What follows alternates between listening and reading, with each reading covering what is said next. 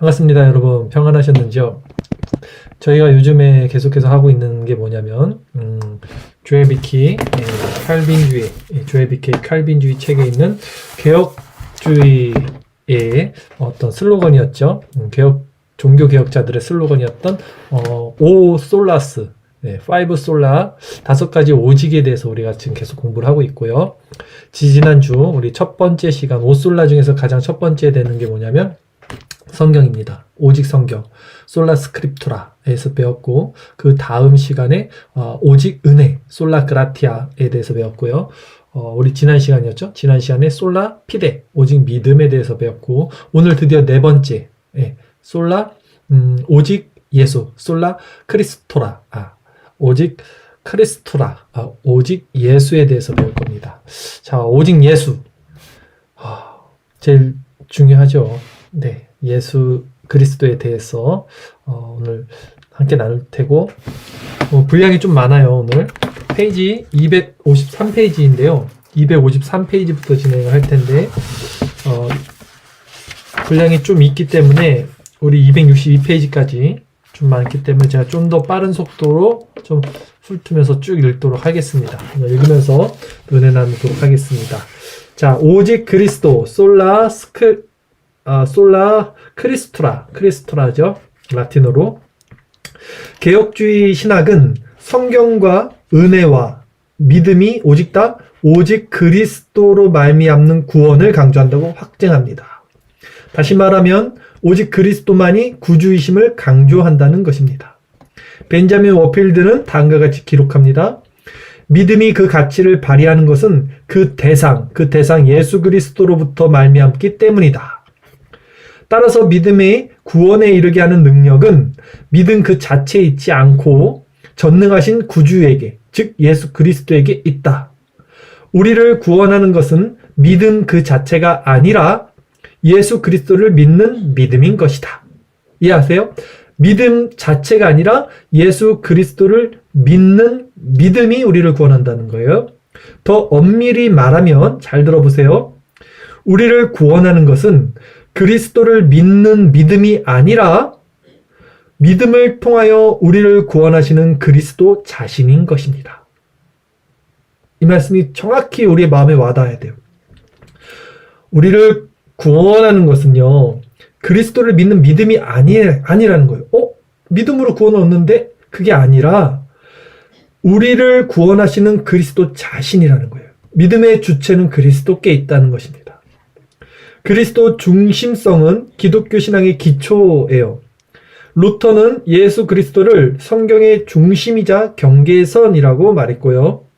이는 그리스도 그분과 또한 그분께서 죽음과 부활을 통해 행하신 일이 성경의 가장 근본적이고도 중심적인 내용임을 뜻하죠. 그래서 예수님도 모든 선지자와 모세의 글과 시편이 나를 가리켜 기록된 것을 보라고 했어요. 모든 성경은 예수 그리스도를 가리킨다라고 하는 거죠. 쯔빙글리도 1523년 저술한 67개 조항은 그보다 6년 전에 1517년 저술된 루터의 95개 조항보다 훨씬 더 강력하게 그 그리스도의 중요점을 강조하고 있어요. 예를 들면 쯔빙글리는 제2항에서 다음과 같이 말합니다. 복음의 총계는 하나님의 아들이신 우리 주 예수 그리스도께서 우리에게 하늘에 계신 아버지 하나님의 뜻을 알려주신 것이며, 그분의 무죄하심 가운데, 그분은 예수님이죠. 예수님의 무죄, 죄가 없으신 가운데 영원하신 죽음으로 우리를 구속하신 것이며, 우리를 하나님과 화목하게 만드신 것에 있다. 제3항은 계속해서 이렇게 선언합니다. 그러므로 그리스도는 과거에도 현재에도 미래에도 오직 유일한 구원의 길이다. 그리고 제4항은 이렇게 말합니다. 누구든지 다른 잘못된 길을 추구하거나 제시하는 사람은 영혼의 살인자며 탈취자이다. 오직 예수 그리스도를 통하지 않는 다른 길을 제시하는 자는 영혼의 탈취자, 영혼의 살인자라고 쯔빙글리는 말했습니다. 쯔빙글리는 계속해서 다음과 같이 말합니다. 그리스도는 그의 몸된 모든 신자들의 머리이시다. 그분이 없이는 몸은 죽은 것이다. 그리스도는 하나님과 우리 사이의 유일한 중보자시다. 그리스도는 우리의 의가 되신다. 오직 하나님만 우리의 유일한 주님이신 예수 그리스도를 통하여 죄를 용서하신다.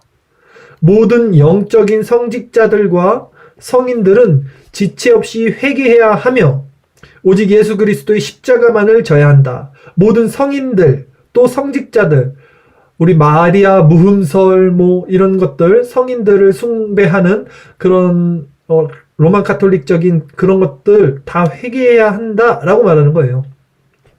그렇지 않으면 이미 나무 뿌리에 도끼가 놓였으니 그들은 모두 멸망하고 말 것이다. 찌빙글리는 이런 논제들을 통해서 우리는 개혁주의 선조들이 얼마나 당당하게 오직 그리스도로 말미암은 구원을 선포했는지를 알 수 있습니다. 그들은 오직 그리스도 안에만 생명이 있으며 그 밖에는 죽음만 있을 뿐이라고 말했어요. 하나님의 공의는 오직 그리스도의 순종으로만 만족될 수 있습니다. 그리스도 밖에서 하나님은 영원히 소멸하는 불이십니다. 그러나 그리스도 안에서 하나님은 언제나 은혜롭고 인자하신 하나님 아버지이시죠. 그리스도 없이는 우리는 아무것도 할 수 없습니다. 오직 그리스도 안에서 우리는 모든 것을 할 수 있습니다. 아멘. 그리스도의 의는 결코 소멸되거나 고갈되지 않습니다. 루터가 말했듯이 우리는 단 하나의 설교나 생각으로 그리스도의 의를 파악하거나 자세히 연구할 수 없다. 한 번 설교 듣는 것으로 그리스도의 의를 다 알 수 없다는 것입니다. 그분을 알기 위해 연구하는 것은 영원히 계속되는 과정이다 라고 그랬어요. 오직 그리스도만이 구원이시죠. 오직 그분만이 구원을 가져오십니다. 바울은 이것을 로마서 1, 2장에 분명히 선포하고 있는데 비록 그리스도 안에서 이루시는 하나님의 구원 사역 외에 나타나는 하나님의 자기 표현이 있을지라도 그 어떤 자연 신학으로도 하나님을 사람과 연합시킬 수는 없다고 말해요. 이게 무슨 말이냐면 로마서 1, 2장이 말했죠. 자연을 보고도 하나님을 우리가 알 수 있고 하나님을 모른다고 변명할 수 없다라는 구절을 지금 가져오면서 자연 신학으로도 하나님을 우리가 이렇게 알 수 있지만 오직 하나님과 사람을 연합시킬 수 있는 방법은 그리스도밖에 없다라고 하는 거예요. 오직 그리스도와의 연합만이 구원에 이르는 유일한 길입니다. 그러므로 우리는 성경에 대한 저급한 견해를 지니고 있는 이 다원주의 신학의 시대에 오직 그리스도를 향해 귀를 기울여야 합니다. 오늘날은 그리스도만을 주창하는 신학은 없어요. 철학, 변증, 역사, 기적, 신유, 은사, 체험, 방언 별별 이상한 신학들이 많고요. 사실 설교 안에도 그리스도의 이 복음, 구속사에 대해서는 강조하는 설교가 많지 않습니다. 그러나 그런 잡다한 다원주의 신학, 그 저급한 견해를 우리는 경계하고 오히려 그리스도를 향해 귀를 기울여야 합니다. 칼 브라테는 이렇게 말합니다. 현재 개신교와 로마 카톨릭 신학 사이에는 예수 그리스도만이 오직 온 세상의 유일한 구주라는 전통적인 기독교 신앙 고백에 대해 의문을 제기하는 강력한 경향이 한참 나타나고 있다. 너무나 많은 사람들이 19세기 개신교 자유주의가 행했던 기독론의 접근법과 경향이라는 옛 파산의 형태로 돌아가고 있다. 그들은 그것을 새로운 것이라 부른다.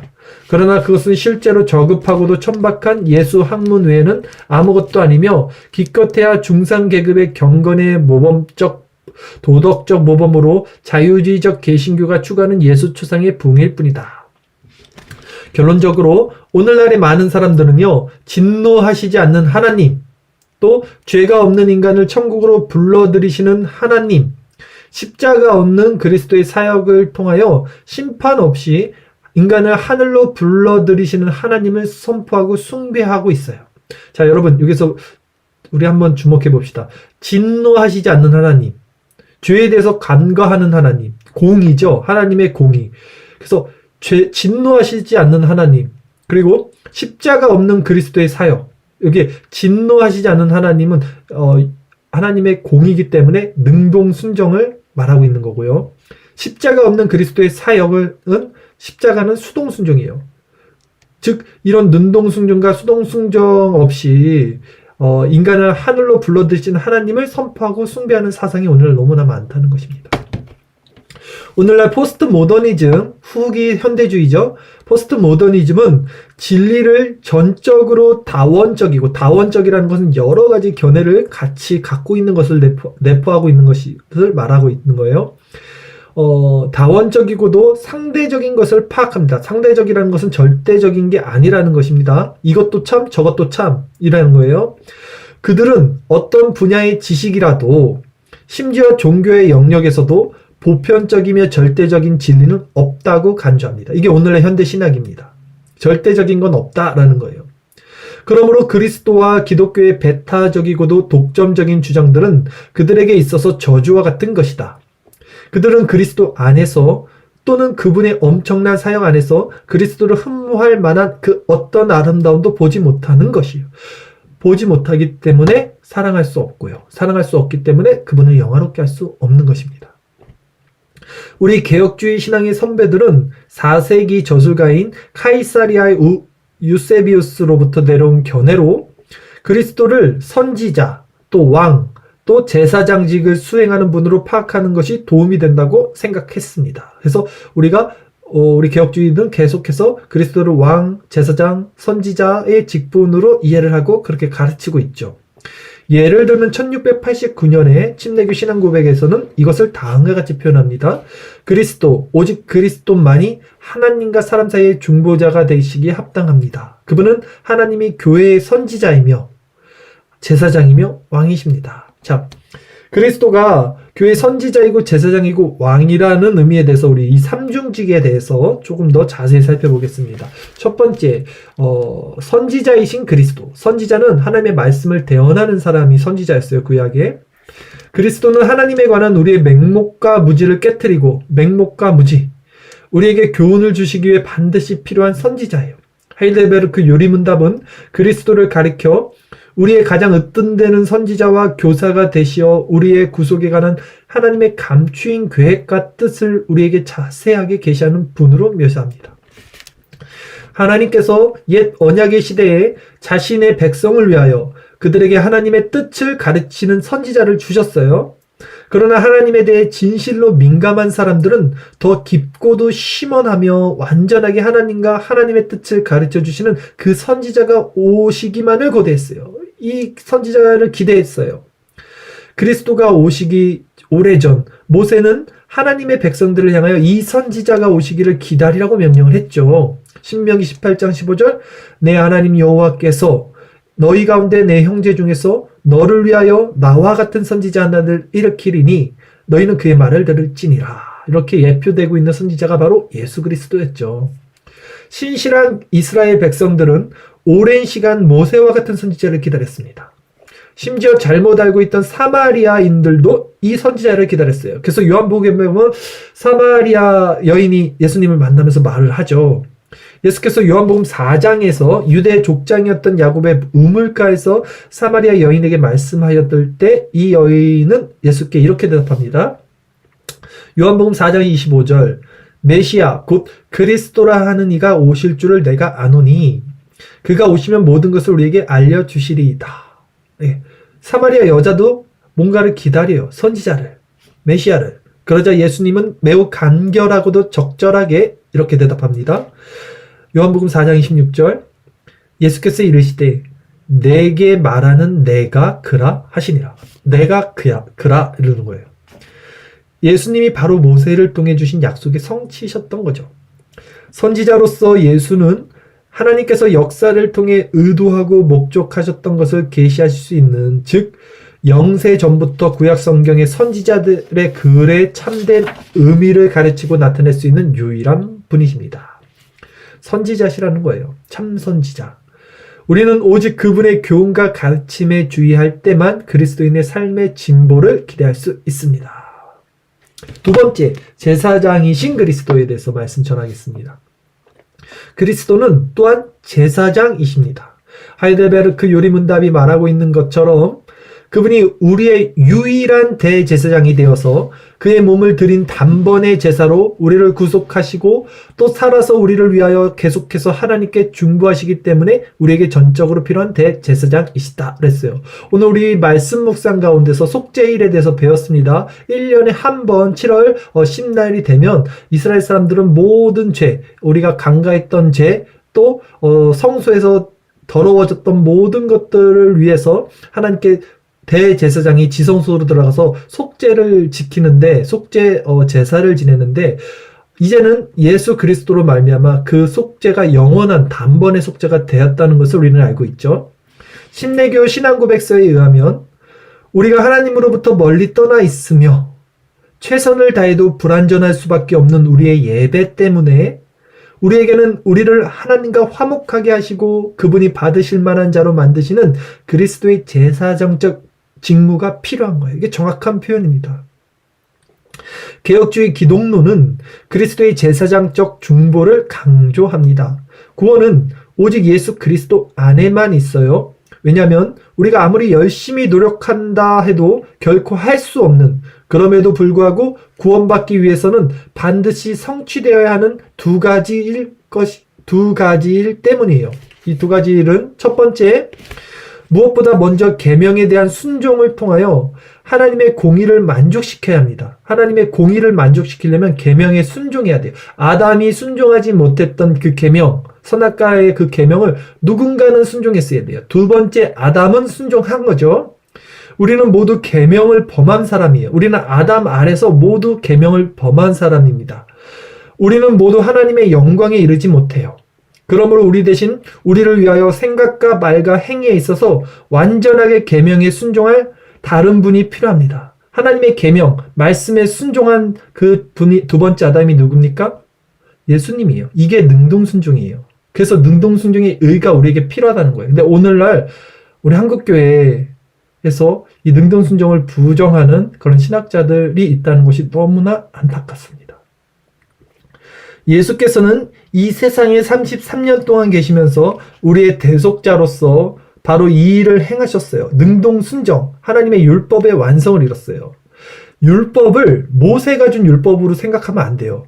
율법이라는 것은 총체적으로 하나님의 법입니다. 하나님의 법은 그 자식에게 이게 수여가 되는데 바로 아담 때부터 하나님이 선악과를 먹지 말라, 법이잖아요. 먹지 말라.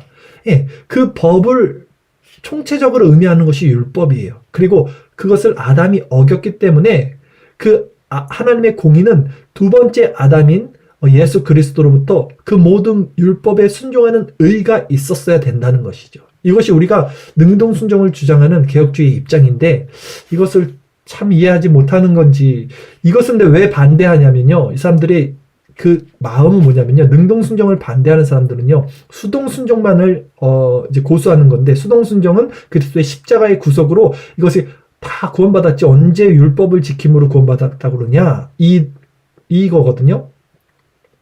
근데 능동순종이 왜 중요하냐면 능동순종은요 하나님의 공의예요. 죄의 문제입니다. 능동순종을 약화시키거나 부정할 때는 인간이 얼마나 죄인인지에 대한 간과가 일어납니다. 인간이 얼마나 큰 죄인인지, 그 죄가 하나님의 공의 앞에서 얼마나 심판받을 자인지를 깨달아야, 그래서 그 하나님의 의를 합당하게 성취되는 의가 성취가 되어야만 그 감격으로 우리가 구원을 얻게 되죠. 그것을 누군가가 해결해 줘야 된다는 것입니다. 그 죄의 문제를 간과하게 돼요. 이 능동순종을 부정할 때. 자, 오늘 넘어가겠습니다. 예수께서는 이 세상에 33년 동안 계시면서 우리의 대속자로서 바로 이 일을 행하셨어요. 이 일이 뭡니까? 능동순종, 율법의 순종, 모든 율법을 성취하신 거예요. 그분은 적극적이고도 완전하게 계명에 순종하셨어요. 그렇죠? 난지 8일 만에 할례를 받고 세례 요한에게 세례도 받았습니다. 그분은 스스로 이렇게 질문하셨어요. 너희 중에 누가 나를 죄로 책잡겠느냐? 죄로 책잡겠느냐? 내가 진리를 말하는데도 어찌하여 나를 믿지 않느냐? 요한복음 8장 46절 말씀이었어요. 우리가 아무리 노력해도 할 수 없는 두 번째 일은 뭐냐면요. 자, 우리 첫 번째 일은 뭐였어요? 능동순종의 의를 우리는 성취할 수 없다는 거예요. 또 우리가 아무리 노력해도 할 수 없는 두 번째는 뭐냐면 당연히 수동순종이 나오겠죠. 우리의 죄값을 지불하는 일입니다. 죄값을 지불하는 거. 죄의 삭은 사망이죠. 이 사망은 신체적이며 영적이며 영원한 사망입니다. 오직 예수만이 갈보리 언덕 십자가에서 고난받고 죽으심으로써 죄값을 해결할 수 있어요. 그분은 자원하심으로 고난을 받으셨으며 우리 죄의 형벌을 지불하시고 죄책을 속죄하셨습니다.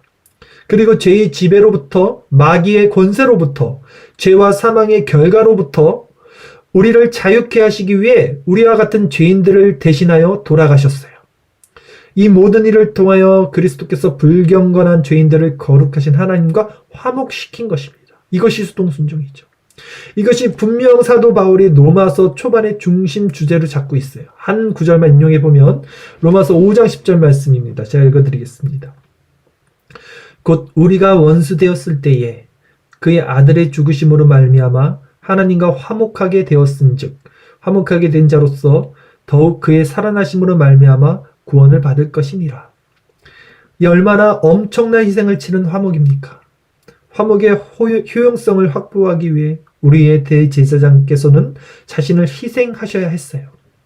우리가 하나님의 원수였음에도 그리스도께서는 우리와 하나님 아버지 사이에 영원한 화목을 가져오시기 위해 무조건적으로 자원해서 자신의 목숨을 버리셨습니다.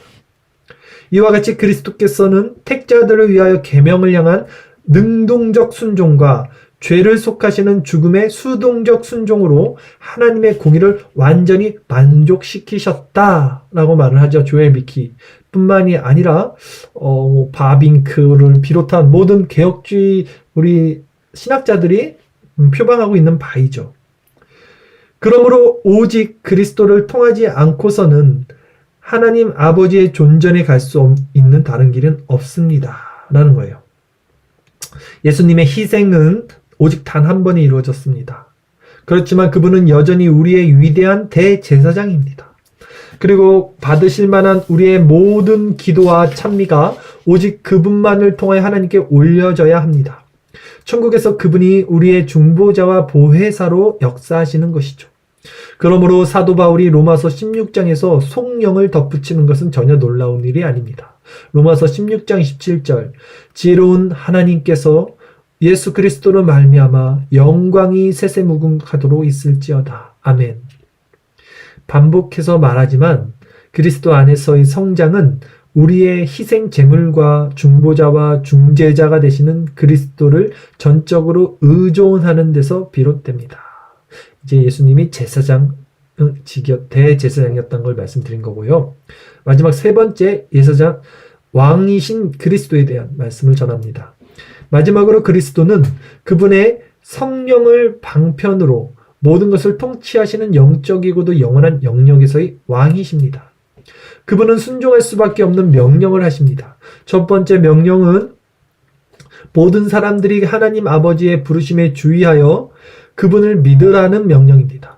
복음의 첫 번째 명령으로서의 예수님에 대한 설교만이 구약성경의 참된 의미를 밝혀줄 것입니다. 사도행전 16장 31절 주 예수를 믿으라 그리하면 너와 내 집이 구원을 받으리라 하고 바울이 로마서 16장 26절에서 요청하는 이 믿음의 순종을 행하는 사람들이 바로 그리스도의 백성들이며 그분의 왕국에 합당한 시민들입니다.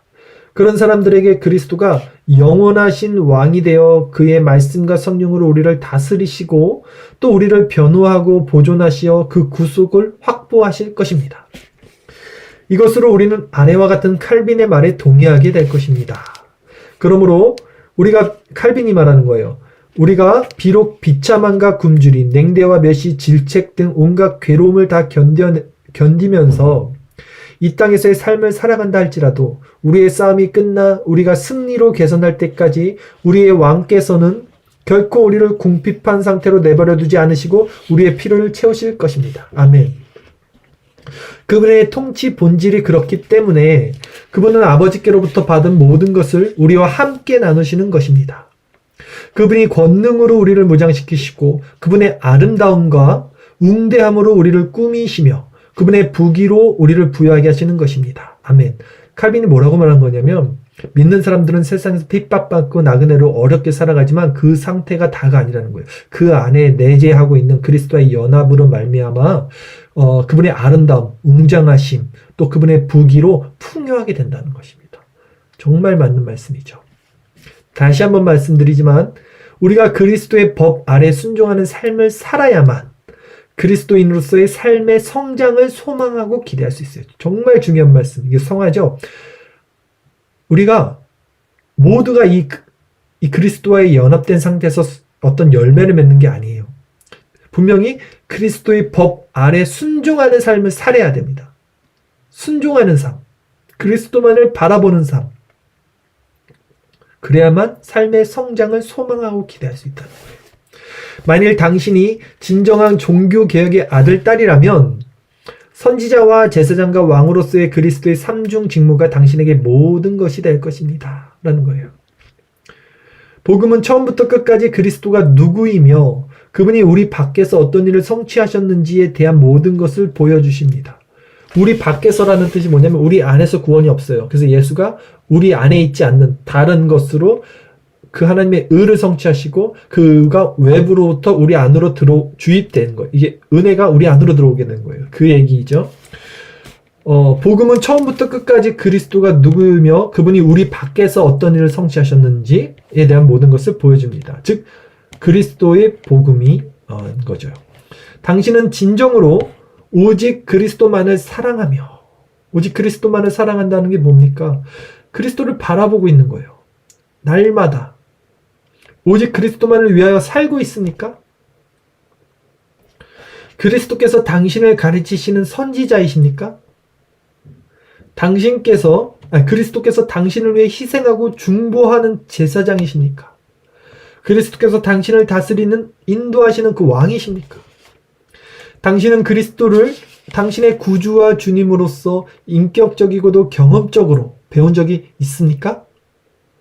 그분이 단지 순교자나 영웅이나 당신이 받은 내적 정신적인 상처를 치료해주는 정신치료사 또는 당신에게 건강과 부를 제공하는 산타 그리스도가 아니며 단지 열심히 배우고 흉내내고자 하는 본보기도 아니며 그 이상의 존재라는 것을 배운 적이 있습니까?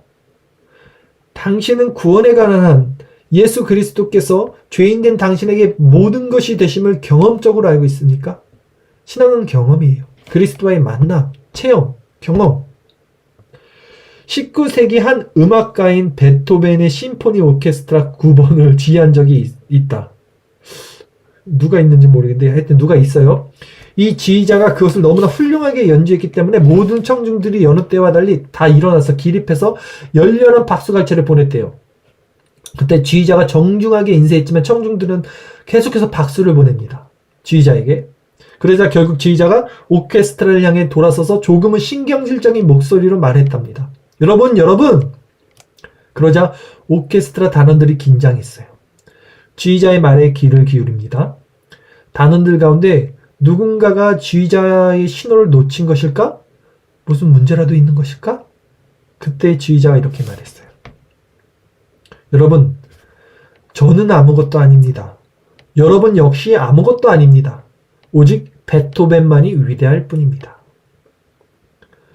당신이 다른 사람들의 찬미로 가득 찬 인생을 살아갈 때 당신 인생이 참된 작곡가이신 주 예수 그리스도께 압도당한 적이 있습니까? 그분은 그의 영으로 말미암아 그의 영원하신 작곡에 따라 생명을 가져오시는 신적인 작곡가이시며 음악가이십니다. 당신의 기쁨과 슬픔 속에서 우리를 사랑하시고 불쌍히 여기시사 우리의 삶을 인도하시는 그리스도를 보고는 놀라움으로 가득 차서 다른 사람들에게 나는 아무것도 아닙니다. 당신도 아무것도 아닙니다. 오직 예수 그리스도만이 위대하실 뿐입니다. 라고 말하고 있습니까? 당신은 바울과 함께 내가 사는 것이 그리스도니 죽는 것도 유익함이라 라고 고백할 수 있습니까? 당신은 다음과 같은 고백의 깊이를 알 수 있습니까? 골로새서 3장 3절 너희 생명이 그리스도와 함께 하나님 안에 감추어졌습니다. 이 말씀이 무슨 말씀인지 아세요 정말? 너희 생명이 가장 중요한 겁니다 여러분. 생명은요 지금 우리가 이렇게 살아있는 걸 생명이라고 하지 않아요. 이건 100년 후면 죽어요. 다 죽어요. 영원한 생명 또 이거는 시간의 확장이 아닙니다. 삶의 질이에요. 원래 인간이 가졌던 하나님과 연합된 하나님의 형상으로 만들었던 그 상태가 생명이에요.